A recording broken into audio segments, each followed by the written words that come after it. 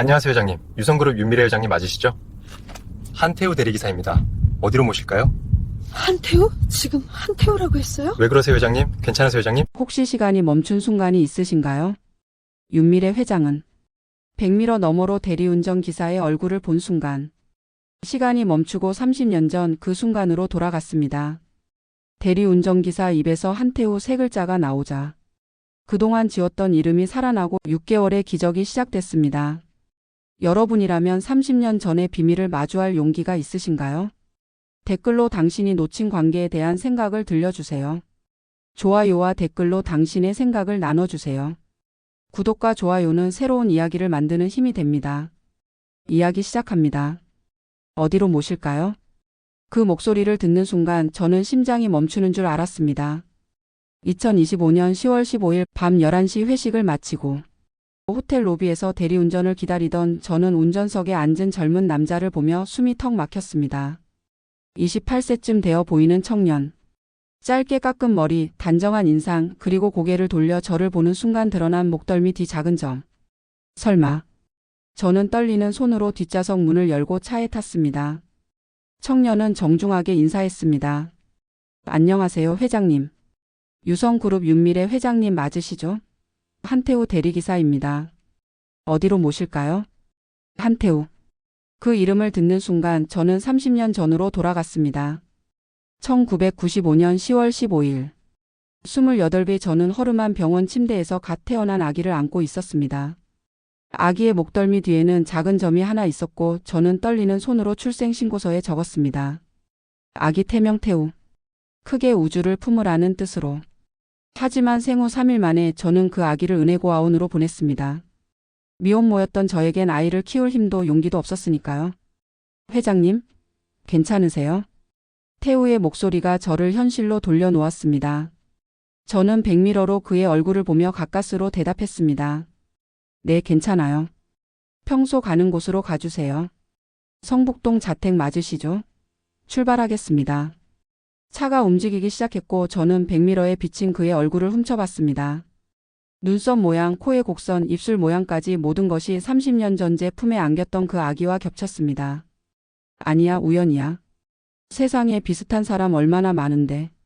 하지만 제 심장은 거짓말을 하지 않았습니다. 쿵쾅쿵쾅 30년 만에 처음 느끼는 두근거림이었습니다.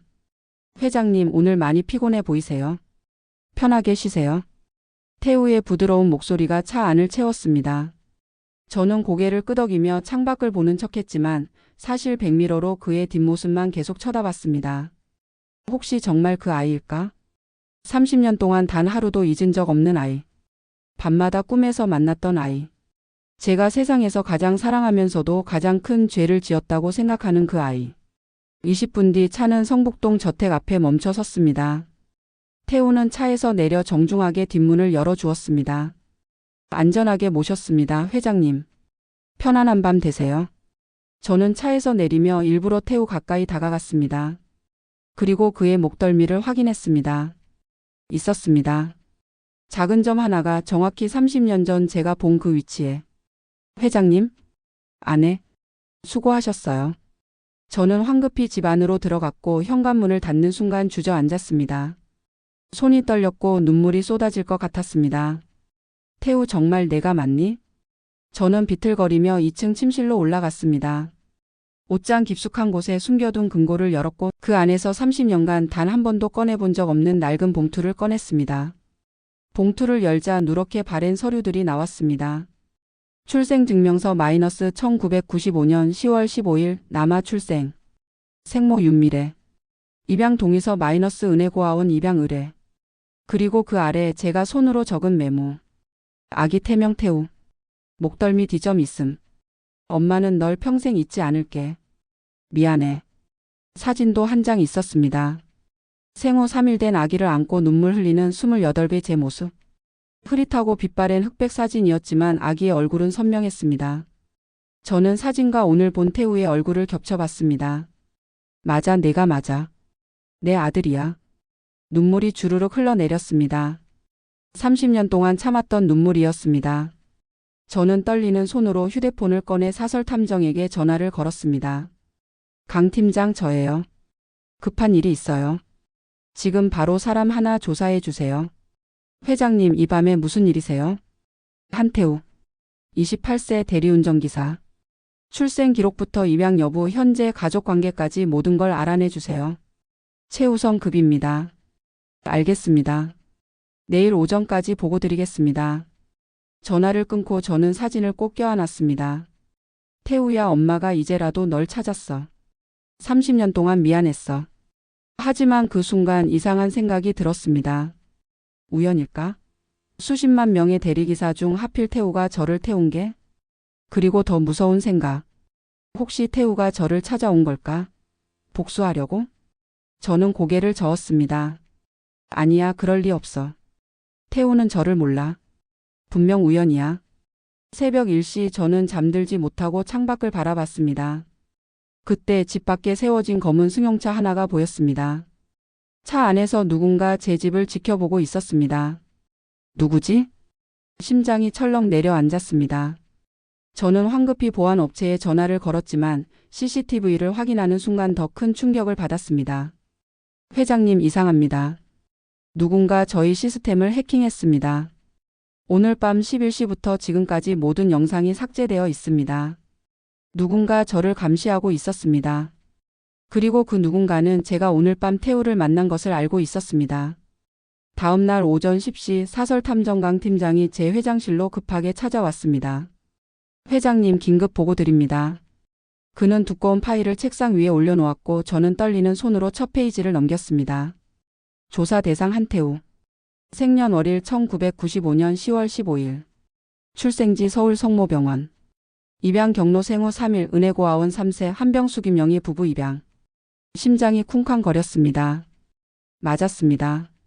제가 아들을 낳은 병원, 보냈던 고아원, 모든 게 일치했습니다. 회장님, 한태우 씨는 회장님께서 1995년 10월 15일 출산하신 아이가 확실합니다. 강 팀장의 말에 저는 눈물이 핑 돌았지만 참았습니다. 하지만 그는 이상한 표정으로 다음 페이지를 펼쳤습니다.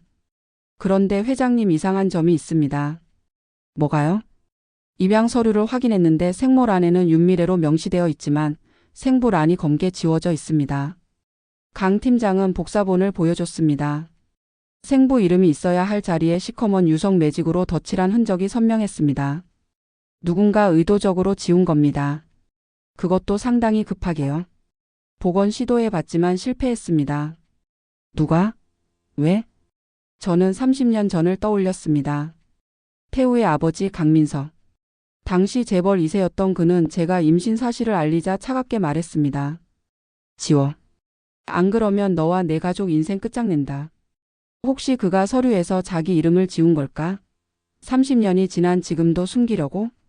그리고 회장님, 한태우 씨 현재 생모를 찾고 있다고 합니다. 제 손에 쥔 서류가 바스락 소리를 냈습니다. 뭐라고요? 작년부터 입양인 모임에 나가고 있고 SNS에도 생모를 찾습니다 하는 글을 여러 번 올렸더군요. 단서는 1995년 10월 15일생 서울 성모병원 출생 정도입니다. 저는 숨이 막혔습니다. 태우가 저를 찾고 있었다니. 그럼 어젯밤은 우연이 아니었나? 아니, 아직 확신할 수 없습니다. 태우가 제 이름을 알았다면 진작 찾아왔을 겁니다. 강 팀장, 한태우가 제 정체를 알고 있을 가능성은? 현재로선 낮습니다. 생모 이름 윤미래를 알아도 그게 유성그룹 회장님이라고 연결짓기는 어렵죠. 30년 전 회장님은 가난한 대학생이었으니까요. 저는 안도의 한숨을 쉬었습니다. 하지만 동시에 이상한 감정이 밀려왔습니다. 태우야, 엄마는 여기 있는데 너는 모르는구나. 그날 밤 11시 저는 결심했습니다. 태우를 다시 만나야 했습니다. 아들의 목소리를 듣고 얼굴을 보고 숨소리를 느껴야 했습니다. 하지만 정체를 밝힐 수는 없었습니다. 태우에게는 30년 동안 그를 키운 양부모가 있고 평범한 삶이 있었습니다. 제가 나타나면 모든 게 무너질 테니까요. 저는 비서에게 지시했습니다. 김 비서, 오늘부터 매일 밤 11시에 한태우 대리기사를 개인 전속으로 지정해 주세요. 네? 회장님, 전속 기사 있으시잖아요. 개인적인 이유예요. 외부에 알리지 말고 조용히 처리해 주세요. 그날 밤부터 저는 매일 밤 11시 태우를 호출했습니다. 첫날 밤 태우는 놀란 표정으로 물었습니다. 회장님, 어제에 이어 오늘도 제가 모시게 되었네요. 영광입니다. 저는 백미러 너머로 그의 눈을 보며 미소 지었습니다. 운전 솜씨가 좋더라고요. 편하게 모셔주세요. 둘째 날 밤 태우는 조심스럽게 말을 걸었습니다. 회장님, 요즘 회사 일 많으시죠? 피곤해 보이세요. 괜찮아요. 그런데 태우 씨는 대리운전 일 힘들지 않아요? 괜찮습니다. 밤에 서울 거리 달리는 게 좋아요. 생각 정리도 되고요. 저는 백미러로 그의 옆 얼굴을 보며 물었습니다. 무슨 생각을 그렇게 많이 해요? 태우는 잠시 침묵하다가 대답했습니다. 제 뿌리에 대해서요. 뿌리. 그 단어가 가슴을 찔렀습니다. 셋째 날 밤 저는 용기를 내어 물었습니다. 태우 씨 가족은 어떻게 되세요? 부모님 두 분 계세요? 평범한 가정이죠. 아버지는 공장에서 일하시고 어머니는 주부세요. 형제는요? 외동입니다. 외동. 양부모 슬하에서 귀하게 자랐겠구나. 저는 안도하면서도 이상하게 서운했습니다. 30년 동안 저 아이 웃음을, 울음을, 성장을 본 사람들이 부럽네. 나흘째 밤 태우가 먼저 말을 걸었습니다. 회장님, 이상하게 회장님이랑 있으면 편해요. 그래요? 네. 처음 보는 분인데 왠지 오래전부터 알던 것 같은 기분이랄까요? 저는 눈물이 핑 돌아 고개를 돌렸습니다. 그래, 태우야. 엄마니까. 내가 태어난 순간부터 알던 사람이니까. 일주일째 되던 밤 태우는 조심스럽게 물었습니다. 회장님, 실례가 안 된다면 혹시 저와 비슷한 나이 아들이나 딸 있으셨어요? 저는 숨이 턱 막혔습니다. 왜 그런 걸 물어요? 아, 죄송합니다. 그냥 회장님께서 저한테 되게 잘해 주셔서요. 마치 가족 대하듯이요. 저는 백미러로 그를 보며 거짓말을 했습니다. 아니요. 전 결혼 안 했고 자식도 없어요. 아, 그렇군요. 송구합니다. 태우는 미안한 표정을 지었고 저는 창밖을 보며 눈물을 참았습니다. 미안해, 태우야. 엄마가 거짓말했어. 하지만 지금은 아직은 말할 수 없어. 그날 밤 집에 도착해 차에서 내리려는 순간 태우의 휴대폰에 문자 알림이 울렸습니다. 태우는 화면을 보고 얼굴이 굳었습니다. 무슨 일이에요? 아, 아닙니다. 스팸 문자 같아요. 하지만 저는 태우가 휴대폰을 쥔 손이 떨리는 걸 봤습니다. 집에 들어온 저는 강 팀장에게 긴급 연락했습니다. 태우 휴대폰 문자 추적 가능한가요? 불법이긴 하지만 회장님이시니 방법은 있습니다. 30분 뒤 강 팀장이 보낸 스크린샷을 보는 순간 저는 온몸이 얼어붙었습니다. 한태우 씨, 당신의 생모를 찾아드립니다. 수수료 500만 원. 관심 있으시면 연락 주세요. 익명의 제보자. 누군가 태우에게 접근하고 있었습니다. 그리고 그 누군가는 제가 태우의 생모라는 사실을 알고 있었습니다. 익명 제보자를 찾으세요. 당장. 다음 날 아침 저는 강 팀장에게 소리쳤습니다. 하지만 사흘이 지나도 아무런 단서를 찾지 못했습니다. 회장님, 발신자 추적이 불가능합니다. 해외 서버를 거친 대포폰이라 역추적이 안 됩니다. 그럼 CCTV는요? 제 집 해킹한 사람. 그것도 마찬가지입니다. 전문가 소행입니다. 회장님, 이건 단순한 사기꾼이 아닙니다. 누군가 회장님을 노리고 있어요. 저는 책상에 주저앉았습니다. 누가 30년 전 일을 알고 저를 협박하는 걸까? 불안한 마음에 저는 태우를 더 자주 부르게 되었습니다. 매일 밤 11시뿐 아니라 난 미팅 후에도 주말에도 태우를 호출했습니다. 차 안에서 태우와 함께 있는 시간만이 저를 안심시켰습니다. 하지만 이것이 화근이었습니다. 일주일 뒤 회사 내부에서 소문이 퍼지기 시작했습니다. 복도를 지나가는데 직원들이 수군거리는 소리가 들렸습니다. 회장님이 요즘 이상하지 않아? 응, 매일 밤 같은 대리기사 부른대. 젊은 남자래. 설마 그런 관계? 저는 걸음을 멈췄습니다. 주먹을 꽉 쥐었지만 아무 말도 할 수 없었습니다. 그날 오후 이사회의에서 조카 윤재혁 전무가 날카로운 눈빛으로 저를 쳐다봤습니다. 고모님, 요즘 건강관리 잘하고 계시죠? 무슨 뜻이죠, 재혁아? 아니, 매일 밤 늦게까지 외출하신다고 들어서요. 회장님 연세에 무리하시면 안 되죠. 재혁의 목소리는 정중했지만 눈빛은 차갑고 계산적이었습니다. 회의가 끝나고 저는 재혁을 따로 불렀습니다.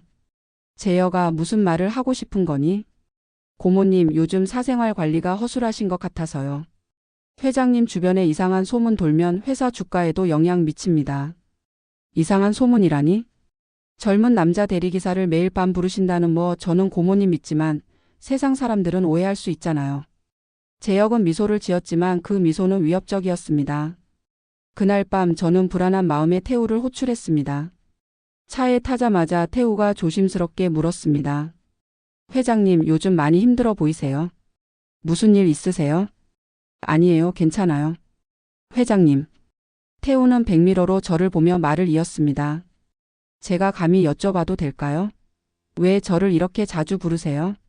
저는 숨이 턱 막혔습니다. 그냥 운전이 편해서요. 정말요? 다른 이유는 없으세요? 태우의 눈빛이 이상했습니다. 마치 뭔가 알고 있는 듯한. 태우 씨, 무슨 말을 하고 싶은 거예요? 회장님, 저희 처음 만난 거 맞죠? 그 질문이 비수처럼 꽂혔습니다. 네, 물론이죠. 왜요? 아니에요. 그냥 회장님이 저를 보는 눈빛이 이상해서요. 마치 저를 오래전부터 알고 계셨던 것처럼. 저는 고개를 돌려 창밖을 봤습니다. 눈물이 날 것 같았습니다. 착각이에요. 저는 그냥 좋은 사람 같아서 자주 부르는 거예요. 차 안은 침묵에 잠겼습니다. 집에 도착해 차에서 내리는데 태우가 말했습니다. 회장님, 제가 생모를 찾고 있는 거 아세요? 저는 발걸음을 멈췄습니다. 네? 제가 입양하거든요. 생모를 찾고 싶어요. 혹시 회장님 도움 주실 수 있나요? 회장님이면 인맥도 넓으시고. 저는 떨리는 목소리로 대답했습니다. 제가 왜 도와야 하죠? 그냥 부탁드려요. 회장님이 유일하게 믿을 수 있는 분인 것 같아서요. 저는 눈물을 참으며 집 안으로 들어갔습니다. 태우야, 엄마가 바로 여기 있는데 어떻게 말하지? 현관에 들어서는 순간 이상한 느낌이 들었습니다. 누군가 집에 들어온 흔적이 있었습니다. 거실로 들어가자 책상 위에 하얀 봉투 하나가 놓여 있었습니다. 저는 떨리는 손으로 봉투를 열었습니다. 편지 한 장과 사진 한 장이 들어 있었습니다. 편지에는 이렇게 적혀 있었습니다. 윤미래 회장님께 30년 전 비밀을 알고 있습니다. 한태우와 거리를 두세요. 안 그러면 이 사진이 언론에 공개됩니다. 회장님의 경력도 한태우의 평범한 삶도 모두 무너질 겁니다. 3일 안에 한태우 호출을 중단하세요. 우리는 당신을 지켜보고 있습니다. 당신의 과거를 아는 자. 사진을 보는 순간 저는 주저앉았습니다. 30년 전 허름한 병원 복도. 28배 저는 갓 태어난 아기를 안고 서 있었습니다. 흑백 사진이었지만 제 얼굴과 아기 얼굴이 선명하게 보였습니다. 누가 이 사진을 찍었을까? 당시 병원에 있던 사람? 아니면? 저는 손이 떨려 사진을 떨어뜨렸습니다. 그 순간 창밖으로 검은 승용차 한 대가 천천히 지나가는 게 보였습니다. 차 안에서 누군가 저를 보고 있었습니다. 저는 황급히 커튼을 쳤습니다. 다음 날 아침 저는 결심했습니다. 태우를 더 이상 부를 수 없었습니다. 제가 태우 곁에 있으면 태우가 위험해질 것 같았습니다. 저는 비서 김 과장을 불렀습니다. 김 비서, 한태우 대리기사 블랙리스트 처리해 주세요. 네? 회장님, 왜요? 그렇게 자주 부르시더니. 묻지 말고 처리해요. 오늘부터 다른 기사 써요. 김 비서는 의아한 표정으로 고개를 끄덕였습니다. 그날 밤 11시 저는 혼자 차를 몰았습니다. 텅 빈 조수석이 너무 공허했습니다. 휴대폰에 태우에게서 문자가 왔습니다. 회장님, 오늘 호출 안 하시네요. 제가 실수한 게 있나요? 혹시 어제 생모 이야기해서 불편하셨나요? 죄송합니다. 저는 눈물을 흘리며 답장을 쓰려다가 지웠습니다. 대신 강 팀장에게 전화했습니다. 태우 주변에 경호원 붙여주세요. 24시간 감시하되 태우는 모르게 해요. 무슨 일이십니까, 회장님? 누군가 태우를 노리고 있어요. 제가 지켜야 해요. 전화를 끊고 저는 백미러를 봤습니다. 텅 빈 뒷좌석. 이제 태우의 얼굴을 백미러로 볼 수 없었습니다. 저는 운전대에 이마를 대고 눈물을 흘렸습니다. 태우야, 미안해. 엄마가 너를 지키려면 멀리 있어야 해. 태우를 부르지 않은 지 일주일이 지났습니다. 매일 밤 11시 저는 혼자 차를 몰며 서울 거리를 헤맸습니다. 텅 빈 뒷좌석을 백미러로 보며 태우가 앉아있던 그 자리를 떠올렸습니다. 태우야, 잘 지내니? 휴대폰에는 태우의 문자가 계속 쌓여갔습니다. 회장님 괜찮으세요? 제가 뭘 잘못했나요? 마지막으로 한 번만 답장 주세요. 저는 답장을 쓰지 못했습니다. 쓰면 무너질 것 같았으니까요. 그러던 어느 날 오후 비서 김 과장이 황급히 회장실로 들어왔습니다. 회장님, 방문객이 계십니다. 약속 없는데요? 그게 한태우 씨 부모님이라고 하시는데요. 저는 심장이 철렁 내려앉았습니다. 뭐라고요? 한병수, 김영희 씨 부부입니다. 회장님을 꼭 뵙고 싶다고. 저는 떨리는 손으로 물잔을 내려놓았습니다. 양부모가 왜? 5분 뒤 회장실 문이 열리고 60대 부부가 들어왔습니다. 한병수 씨는 낡은 점퍼를 입고 있었고 김영희 씨는 소박한 옷차림에 앞치마 자국이 남은 손을 꼭 쥐고 있었습니다. 회장님, 찾아뵙게 되어 영광입니다. 병수 씨는 90도로 인사했고 영희 씨도 고개를 깊이 숙였습니다. 저는 일어나 악수를 청했습니다. 앉으세요. 무슨 일로 오셨어요? 두 사람은 조심스럽게 소파에 앉았고 영희 씨가 떨리는 목소리로 말했습니다. 회장님, 저희 아들 태우가 회장님께 많은 신세를 졌다고 들었습니다. 신세라니요? 생모를 찾는 걸 도와주신다고요. 정말 감사합니다. 저는 숨이 막혔습니다. 태우가 양부모에게 제 이야기를 했구나. 아내, 그냥 도와줄 수 있는 선에서요. 병수 씨가 주먹을 꽉 쥐며 말했습니다. 회장님, 솔직히 말씀드려도 될까요? 그러세요. 저희는 30년 동안 두려웠습니다. 영희 씨의 눈에 눈물이 맺혔습니다. 태우가 언젠가 생모를 찾을까봐. 그리고 저희를 떠날까봐. 그 말에 제 가슴이 찢어지는 것 같았습니다. 영희 씨는 계속 말했습니다. 저희는 아이를 가질 수 없었어요. 태우를 처음 안았을 때 이 아이가 제 삶의 전부라고 생각했어요. 30년 동안 정성껏 키웠어요. 근데 그녀는 울먹였습니다. 만약 생모가 나타나면 태우는 누굴 선택할까요? 피는 물보다 진하다잖아요. 저는 두 사람을 보며 죄책감에 휩싸였습니다. 제가 나타나면 이 가족이 무너지는구나. 병수 씨가 덧붙였습니다. 회장님, 부탁입니다. 태우 생모 찾는 거 천천히 도와주세요. 아니, 솔직히 말하면 못 찾았으면 좋겠어요. 저는 고개를 숙였습니다. 눈물이 날 것 같았습니다.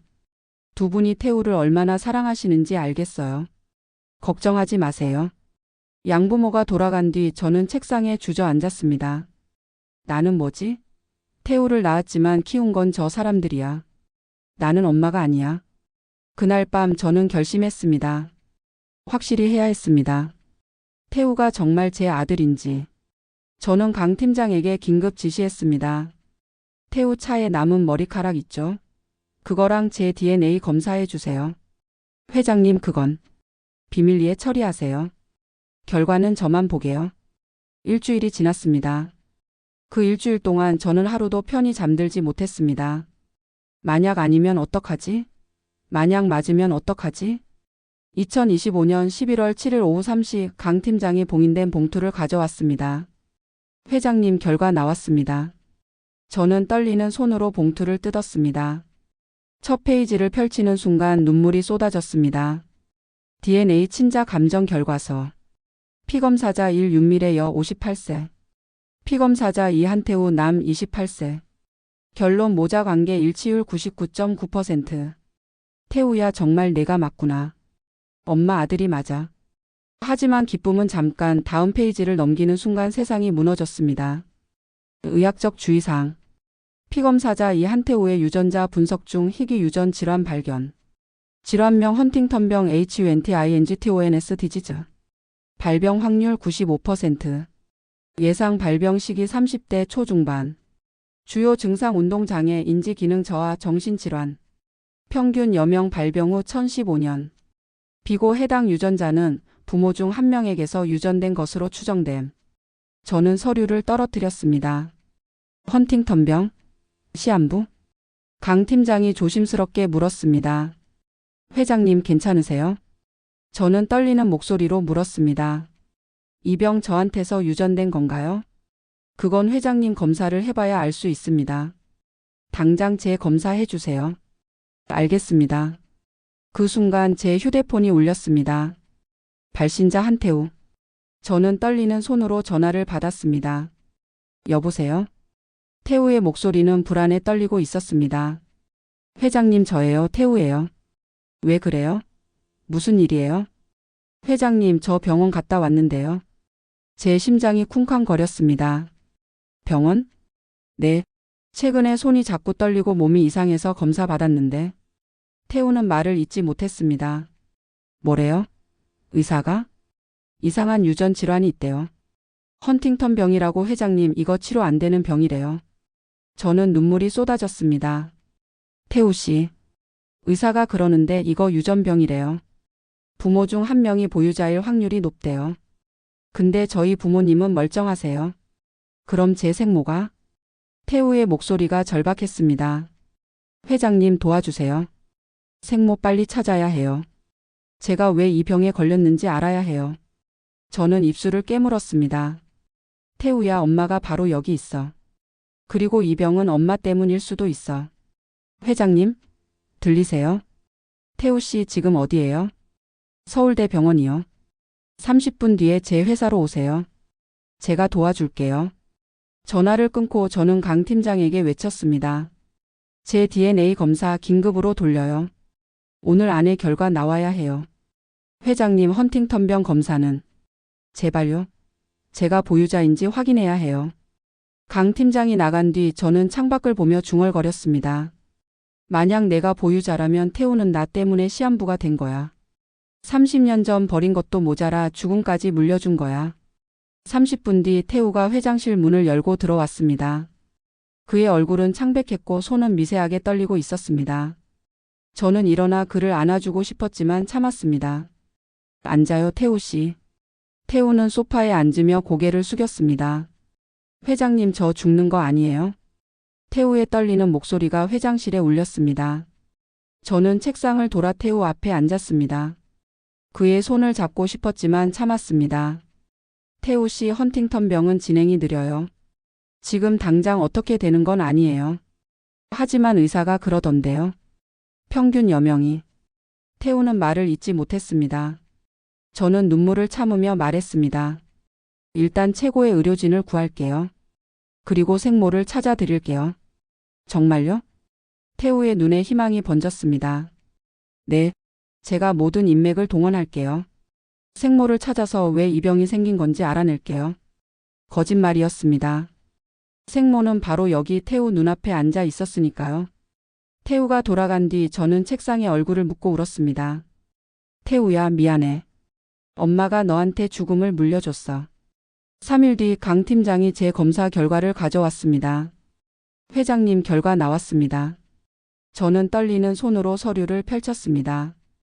유전자 검사 결과 헌팅턴병 유전자 보유 마이너스 음성. 뭐라고요? 회장님은 헌팅턴병 유전자가 없습니다. 저는 멍하니 서류를 보았습니다. 그럼 태우는 저한테서 유전된 게 아니란 말이에요? 네.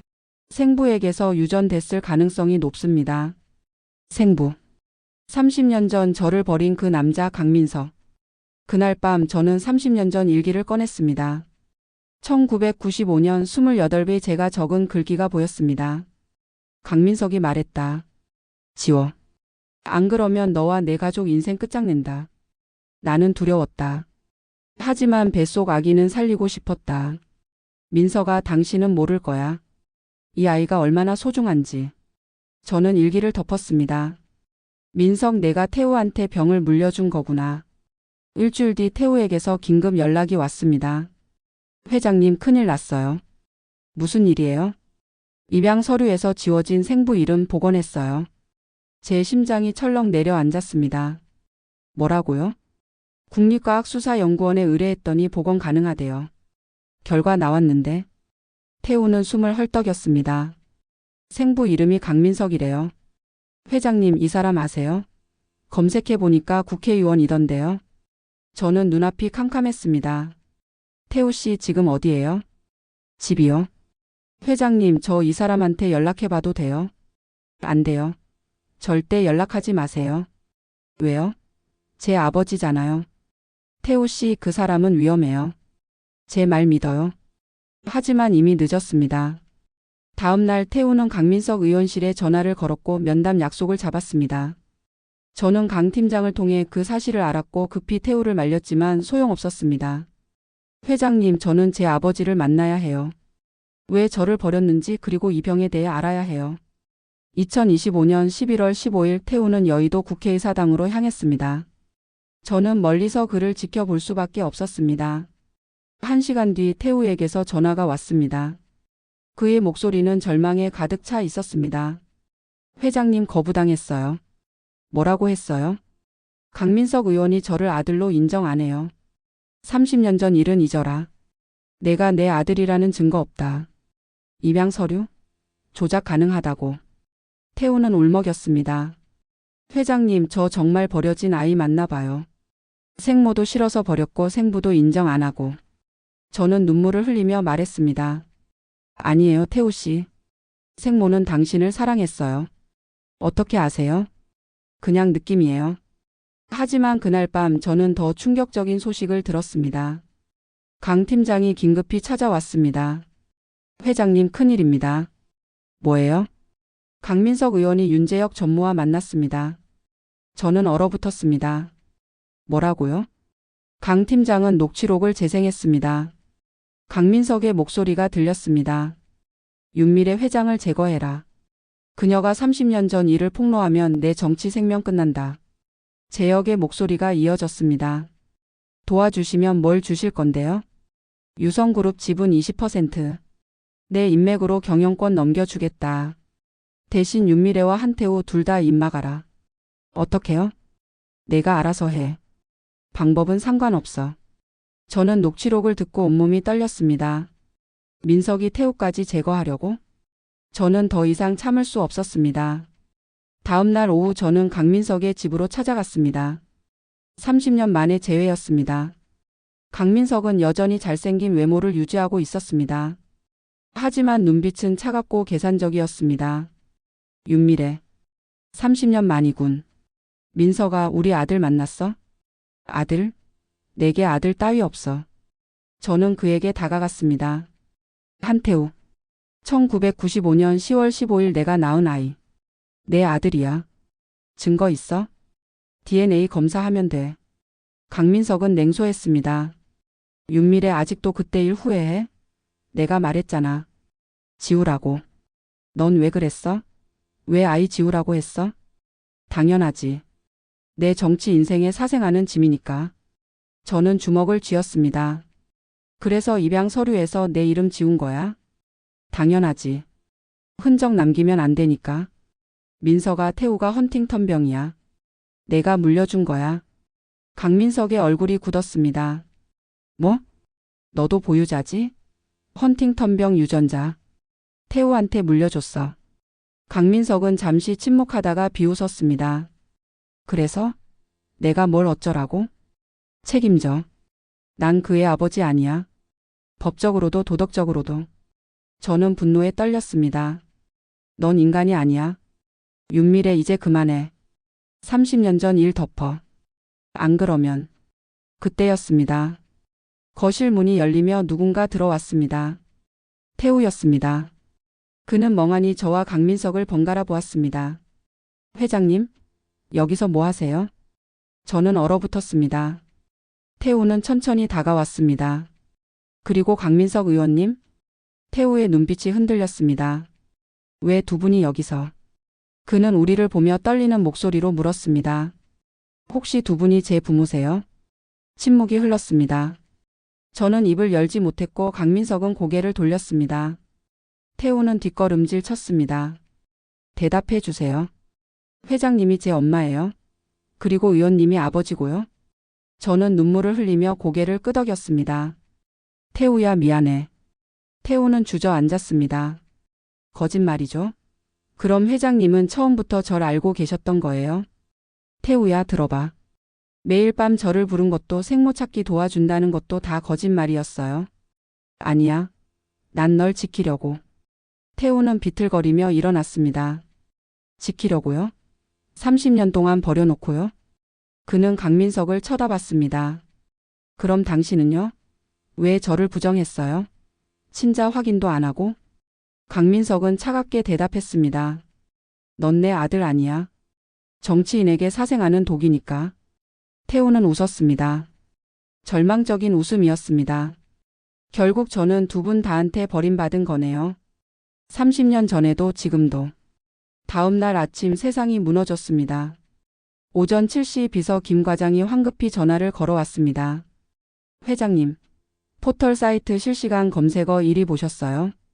저는 휴대폰을 켰고 화면을 보는 순간 숨이 막혔습니다. 윤미래 회장 30년 전 미혼모 스캔들. 강민석 의원 숨겨진 사생아 충격. 유성그룹 후계자 한태우는 누구? 기사를 클릭했습니다. 단독 윤미래 유성그룹 회장 30년 전 미혼모로 아들 출산 후 입양 보내. 생부는 현 국회의원 강민석. 숨겨진 아들 한태우 28 최근 회장에게 접근해 유산 노리는 정황 포착. 회장은 매일 밤 한태우를 호출하며 미래. 업계 관계자 재산 상속 노린 치밀한 계획 증언. 저는 휴대폰을 떨어뜨렸습니다. 재영 내가 한 거구나. 회사로 출근하는 순간 기자들이 몰려들었습니다. 회장님, 한태우와 관계 인정하십니까? 30년 전 미혼모 사실 맞습니까? 강민석 의원과 불륜 관계였습니까? 저는 고개를 숙이고 회사 안으로 들어갔습니다. 이사회는 비상 소집되었고 재혁은 냉소적인 미소를 지으며 말했습니다. 고모님 이제 회장직에서 물러나시는 게 회사를 위한 길입니다. 재혁아 내가 이런 짓을. 저는 회사를 지키려는 겁니다. 스캔들로 얼룩진 회장은 필요 없어요. 이사진들은 고개를 끄덕였고 저는 철저히 고립되었습니다. 그날 오후 더 끔찍한 소식이 들려왔습니다. 태우가 대리운전 회사에서 해고당했다는 것이었습니다.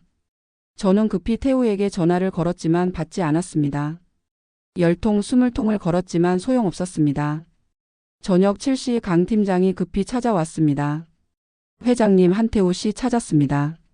한강변에 혼자 앉아 있다고 합니다. 저는 뛰쳐나갔습니다. 30분 뒤 저는 한강변에서 태우를 발견했습니다. 그는 난간에 기대어 강물을 멍하니 바라보고 있었습니다. 태우야. 저는 뛰어가 그를 붙잡았습니다. 태우는 저를 보며 쓴 웃음을 지었습니다.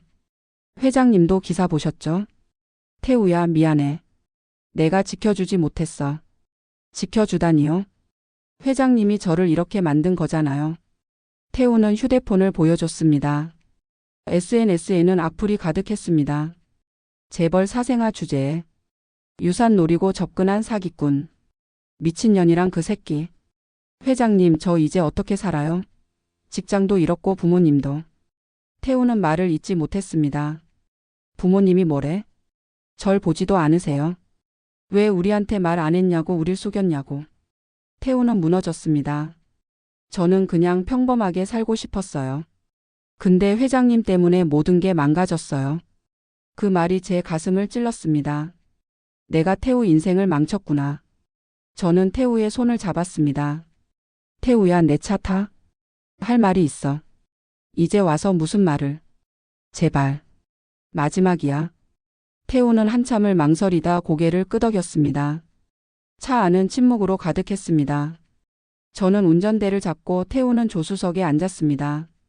처음으로 백미러가 아닌 바로 옆에 아들이 있었습니다. 저는 차를 몰며 입을 열었습니다. 태우야 30년 전 이야기 해줄게. 들어봤자 변명 아니에요? 변명 아니야. 진실이야. 저는 숨을 깊이 들이쉬고 말했습니다. 1995년 나는 28이었어. 가난한 대학생이었고 강민석을 사랑했어. 근데 그는 재벌 2세였지. 내가 임신했다고 하자 그는 말했어. 지워. 안 그러면 너와 내 가족 인생 끝장낸다. 태우는 저를 쳐다봤습니다. 나는 두려웠어. 하지만 뱃속 너를 포기할 수 없었어. 그래서 혼자 나왔어. 10월 15일 서울 성모병원에서. 저는 눈물을 흘렸습니다. 너를 처음 안았을 때 나는 세상을 다 가진 기분이었어. 목덜미 뒤 작은 점을 보며 이 아이는 내 전부야라고 생각했어. 그럼 왜 버렸어요? 버린 게 아니야. 나는 너를 지킬 힘이 없었어. 저는 핸들을 꽉 쥐었습니다. 미혼모로 너를 키우면 너는 평생 사생아라는 꼬리표를 달고 살 거야. 나 때문에 내 인생이 망가질 거야. 그래서 목이 메었습니다. 그래서 입양을 보냈어. 생후 3일 만에. 너를 안고 고아원 앞에 섰을 때 나는 죽고 싶었어. 하지만 너를 위해서는 그게 최선이라고 믿었어. 태우는 고개를 숙였습니다. 30년 동안 단 하루도 너를 잊은 적 없어. 너의 생일마다 케이크를 사서 혼자 촛불 켜고 빌었어. 내 아들이 행복하기를, 건강하기를. 저는 차를 세웠습니다. 태우는 눈물을 흘리고 있었습니다. 그래서 저를 찾은 거예요? 죄책감 때문에요? 아니야. 사랑 때문이야. 저는 태우를 쳐다봤습니다. 태우야, 엄마야. 나는 내 엄마야. 30년 만에 처음으로 엄마라는 단어를 입 밖으로 꺼냈습니다. 태우는 울음을 터뜨렸습니다. 엄마. 그 순간이었습니다. 뒤에서 급브레이크 소리가 들렸고 검은 트럭 하나가 미친 듯이 달려왔습니다. 태우야, 조심해. 쾅. 엄청난 충격이 차를 덮쳤습니다. 차는 회전하며 난간을 들이받았고 유리창이 산산조각 났습니다. 저는 머리를 부딪혔고 눈앞이 흐릿해졌습니다. 회장님, 회장님. 태우의 목소리가 들렸습니다. 저는 입에서 피가 흘러나왔고 몸을 움직일 수 없었습니다. 엄마, 엄마. 태우가 처음으로 저를 엄마라고 불렀습니다. 저는 미소 지었습니다. 드디어 엄마라고 불러주는구나. 엄마, 눈 뜨세요. 제발. 태우는 피투성이가 된 저를 안았습니다. 구급차 사이렌 소리가 들렸습니다. 환자 의식 없음. 급히 이송. 의료진이 저를 들것에 옮겼습니다. 태우는 제 손을 놓지 않으려 했지만 의료진이 떼어냈습니다. 보호자분은 다른 차 타세요. 구급차가 출발했고 태우는 그 자리에 주저앉았습니다. 그때 그의 발밑에 떨어진 서류 봉투가 보였습니다. 태우는 떨리는 손으로 봉투를 주었습니다. 제 가방에서 떨어진 것이었습니다. 서류를 펼치는 순간 태우의 얼굴이 굳었습니다. 긴급 의료 보고서. 환자명 윤미래. 진단 헌팅턴병 말기 췌장암 3기. 예상 여명 6개월. 비고 환자 본인 진단 사실인지. 치료 거부 의사 밝힘. 태우는 서류를 떨어뜨렸습니다. 6개월 엄마가 시한부였어? 그는 하늘을 보며 절규했습니다. 엄마. 어둠 속에서 저는 태우의 목소리를 들었습니다. 엄마, 눈 떠요. 제발. 얼마나 지났을까요?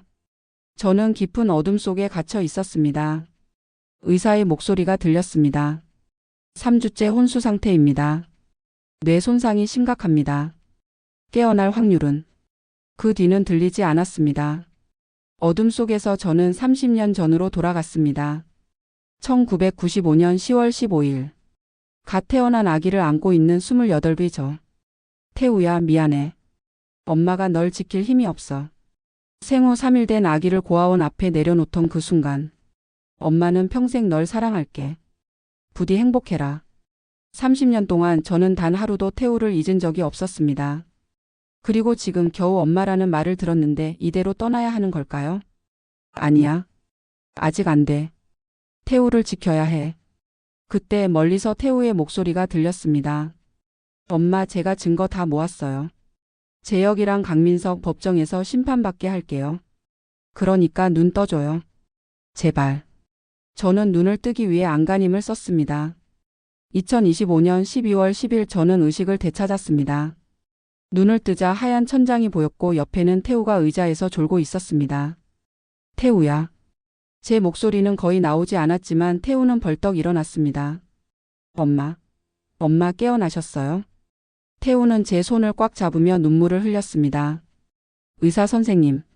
깨어나셨어요. 의사와 간호사들이 급히 들어왔고 각종 검사가 시작되었습니다. 검사가 끝나고 태우는 제 침대 옆에 앉았습니다. 엄마, 3주 동안 혼수 상태였어요. 정말 무서웠어요.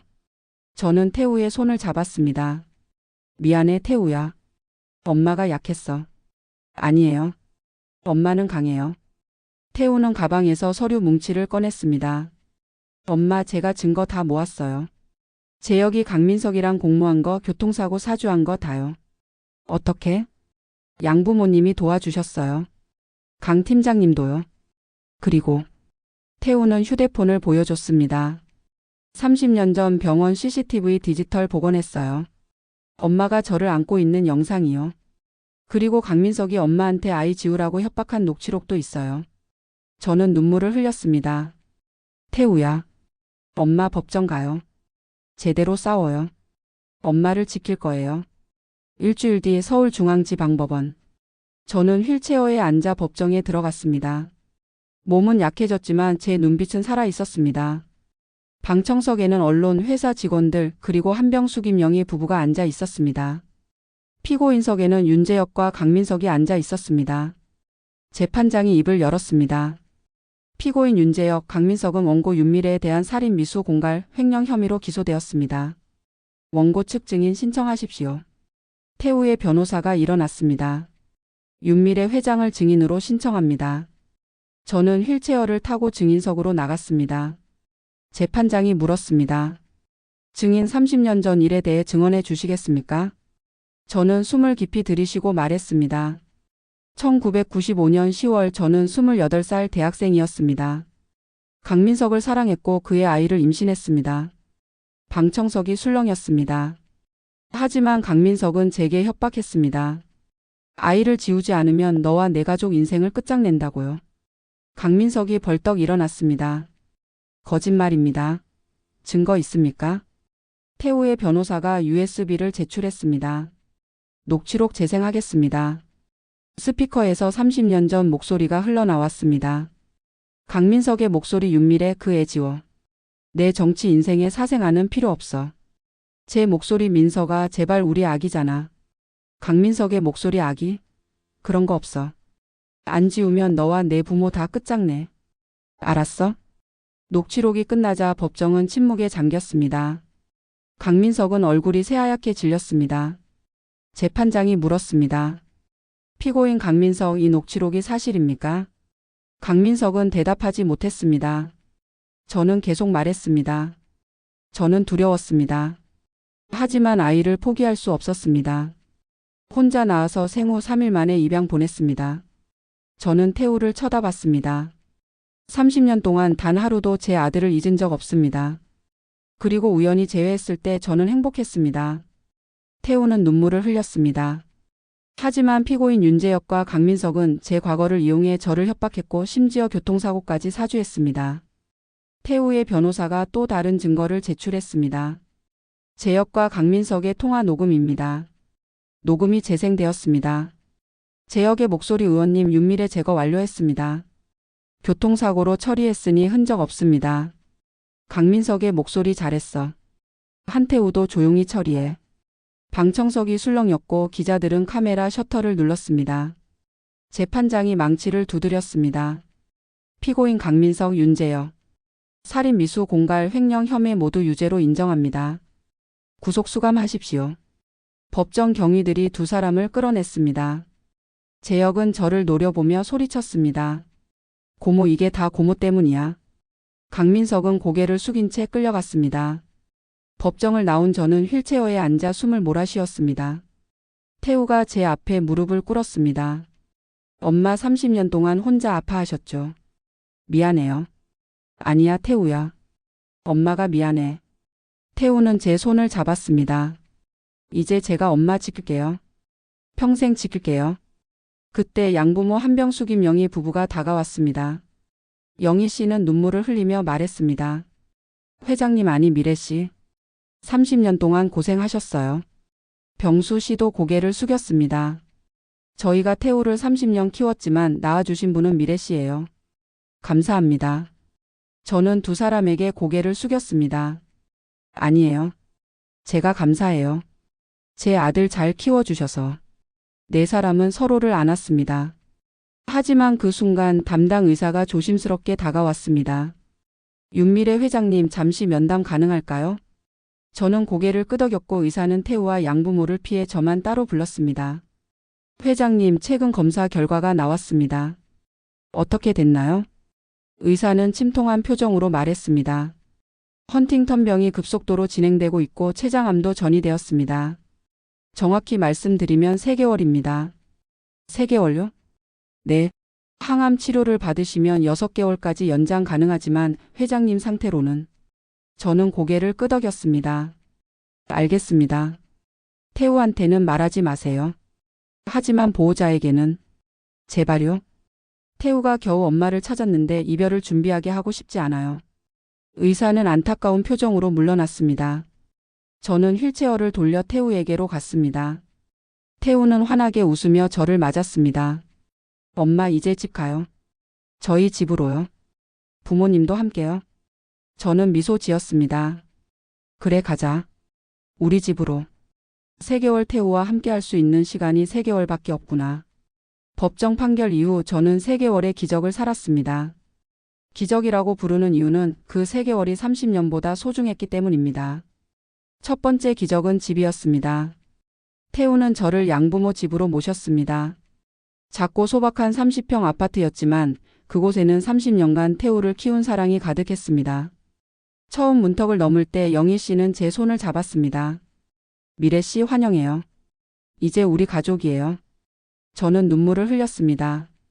가족이라니 30년 만에 처음 들어보는 말이네. 두 번째 기적은 식탁이었습니다. 매일 저녁 6시 4사람은 식탁에 둘러 앉았습니다. 영희 씨가 끓인 된장찌개, 병수 씨가 구운 생선, 태우가 차린 밥상. 미래 씨, 태우 좋아하는 음식이 뭔지 아세요? 영희 씨가 물었고 저는 고개를 저었습니다. 모르겠어요. 30년을 못 봐서. 된장찌개예요. 제가 30년 동안 끓여줬거든요. 영희 씨는 레시피 노트를 꺼냈습니다. 레시피 알려드릴게요. 이제 미래 씨가 끓여주세요. 저는 그 노트를 받아들며 떨렸습니다. 30년을 잃었지만 이제라도 엄마가 될 수 있구나. 세 번째 기적은 백미러였습니다. 어느 날 저녁 태우가 말했습니다. 엄마, 제가 오늘 운전할게요. 엄마는 뒷좌석에 앉으세요. 왜 뒷좌석에? 30년 동안 엄마가 백미러로 저를 봤잖아요. 이제 제가 백미러로 엄마 볼 차례예요. 저는 뒷좌석에 앉았고 태우는 운전석에 앉았습니다. 차가 출발하자 태우는 백미러로 저를 보며 미소 지었습니다. 엄마, 백미러로 보니까 신기해요. 엄마도 이렇게 저를 보셨구나. 저는 눈물을 흘렸습니다. 그래 태우야. 엄마는 매일 밤 이렇게 너를 봤어. 하지만 기적은 오래가지 않았습니다. 3개월째 되던 날 저는 식탁에서 쓰러졌습니다. 엄마. 태우의 비명 소리가 들렸고 저는 병원 침대에서 눈을 떴습니다. 담당 의사가 태우와 양부모를 불러 모았습니다. 더 이상 치료가 불가능합니다. 헌팅턴병이 뇌까지 침범했고 암도 온몸으로 전이되었습니다. 태우는 무너졌습니다. 얼마나 남았어요? 일주일 길어야 2주입니다.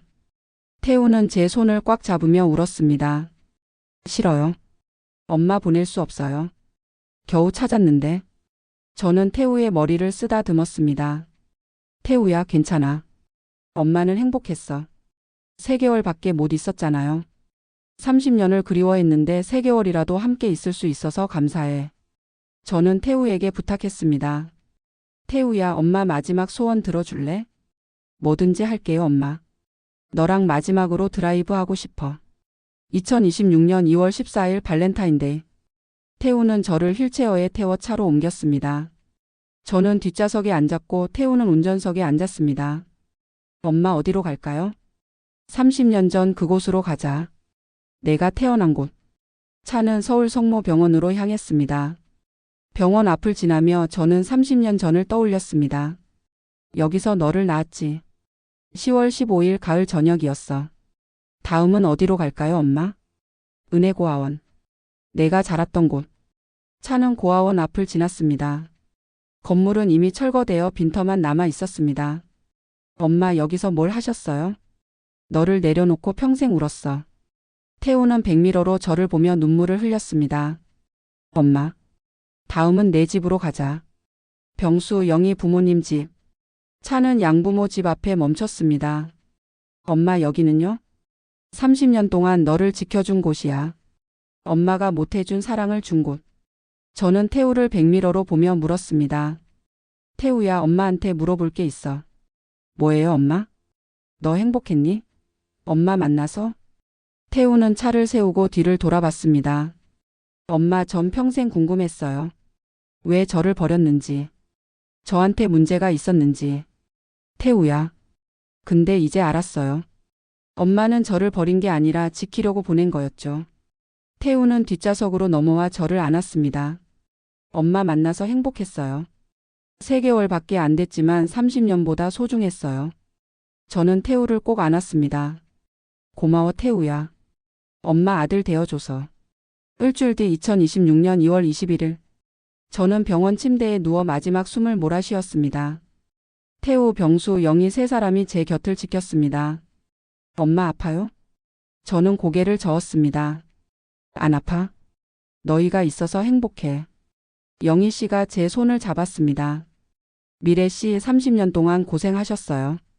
이제 편히 쉬세요. 병수 씨도 고개를 숙였습니다. 태우 낳아주셔서 감사합니다. 저는 마지막으로 태우를 보았습니다. 태우야, 엄마 부탁 하나만 들어줘. 뭐든지요, 엄마. 엄마가 못다한 꿈 이어줘. 미혼모들 도와주는 재단 만들어줘. 엄마처럼 혼자 아파하는 사람들 없게. 약속할게요. 저는 미소 지었습니다. 고마워. 그리고 사랑해, 내 아들. 저도 사랑해요, 엄마. 그 말을 마지막으로 저는 조용히 눈을 감았습니다. 100m 너머로 보던 아들의 얼굴이 이제는 바로 옆에서 저를 지켜보고 있었습니다. 30년 늦었지만 엄마 되어서 행복했어. 1년 뒤 2027년 2월 21일. 유성그룹 본사 1층 로비에는 현판이 걸렸습니다. 윤미래 미혼모 지원 재단. 태우는 이사장으로 임명되어 매년 수백 명의 미혼모를 지원했습니다. 재단 사무실 벽에는 사진 하나가 걸려 있었습니다. 30년 전 28배 윤미래가 갓 태어난 아기를 안고 있는 흑백 사진. 태우는 그 사진을 보며 중얼거렸습니다. 엄마 약속 지키고 있어요. 엄마처럼 혼자 아파하는 사람 없게 할게요. 퇴근길 태우는 가끔 대리운전을 했습니다. 엄마를 만난 그 일을 잊지 않기 위해. 어느 날 밤 태우는 손님을 태우고 운전대를 잡았습니다. 백미러를 보니 뒷좌석에는 중년 여성이 앉아 있었습니다. 그녀는 창밖을 보며 눈물을 흘리고 있었습니다. 손님 괜찮으세요? 네, 그냥 옛날 생각이 나서요. 태우는 백미러로 그녀를 보며 물었습니다. 혹시 힘든 일 있으세요? 여성은 잠시 망설이다 말했습니다. 사실은 20년 전에 아이를 입양 보냈거든요. 미혼모라서 지금도 그 아이 생각하면 가슴이 아파요. 태우는 차를 천천히 몰며 말했습니다. 손님, 그 아이는 손님을 원망하지 않을 거예요. 어떻게 아세요? 제가 입양하거든요. 그리고 제 엄마를 1년 전에 만났어요. 여성은 눈을 크게 떴습니다. 정말요? 어떠셨어요? 태우는 백미러 너머로 그녀를 보며 미소 지었습니다. 늦었지만 행복했어요. 엄마도 행복하셨대요. 여성은 눈물을 흘렸습니다. 태우는 명함을 건넸습니다. 여기 연락하세요. 윤미래 미혼모 지원 재단이요. 제가 도와드릴게요. 아이 찾는 것도요. 차가 목적지에 도착했고 여성은 명함을 꽉 쥐며 내렸습니다. 감사합니다. 정말 감사합니다. 태우는 그녀가 사라지는 모습을 보며 백미러를 쳐다봤습니다. 텅 빈 뒷좌석. 하지만 태우는 미소 지었습니다. 백미러 너머로 엄마의 미소가 보이는 것 같았습니다. 엄마 잘 지켜보고 계시죠? 아들 잘하고 있죠? 바람이 차창을 스치고 지나갔습니다. 마치 대답하는 것처럼. 오늘도 소중한 시간 내어주시고 끝까지 이야기 들어주신 구독자 여러분 진심으로 감사드립니다. 영상이 마음에 드셨다면 구독과 좋아요 응원 부탁드립니다. 행복한 하루 되세요.